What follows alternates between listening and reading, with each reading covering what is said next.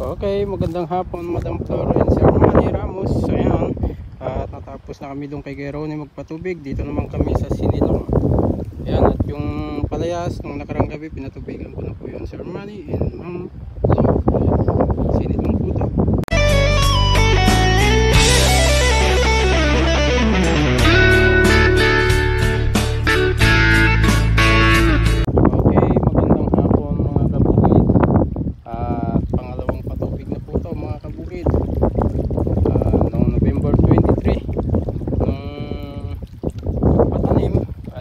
Papatubigan to mga kabukid.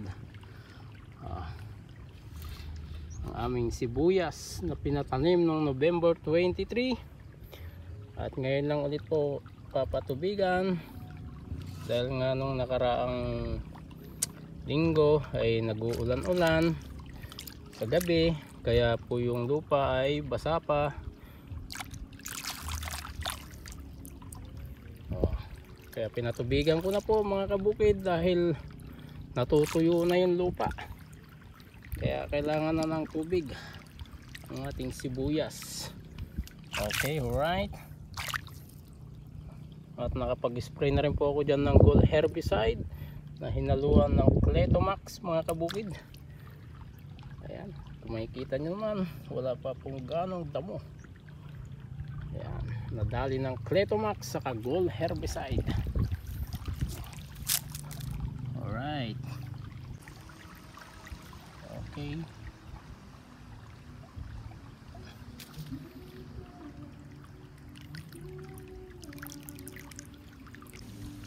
At mamaya i-drain ko na po ito mga kabukid. Kailangan nating i-drain yan para dito naman sa kabila hindi pwedeng babad yan sa tubig.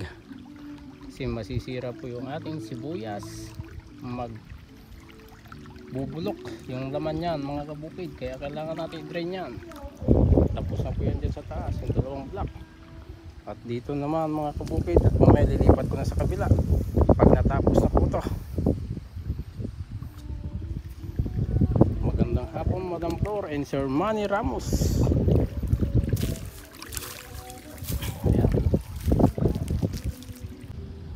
Okay, at magandang gabi po sa inyong lahat mga Kabukid TV. At nandito pa ako, hindi pa po tapos na magpatubig at humina yung tubig kanina mga kabukid, kaya hinulo ko pa, pinuntahan ko po.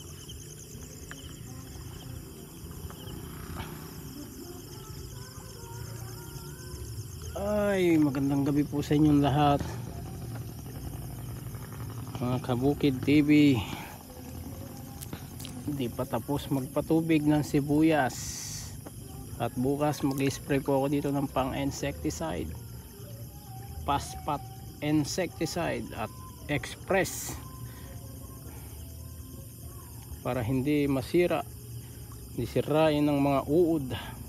Okay, magandang gabi Sir Manny Ramos and Ma'am Flor. At hindi pa po tapos magpatubig dahil humina yung tubig kanina, kaya andito pa ako sa bukid sa ating sibuyas. Ayan, napatubigan ko pa po, isang block na lang at matatapos na rin po Sir Manny and Madam Flor. At bukas mag-spray po ako dito ng pang insecticide para hindi masira yung ating sibuyas dahil yung mga uod na naninira ng dahon. Tapos lang po magpatubig mga kabukid at ito, nagde-drain na ako. Ayan, makikita nyo naman, kailangan natin i-drain para hindi mababad yung sibuyas.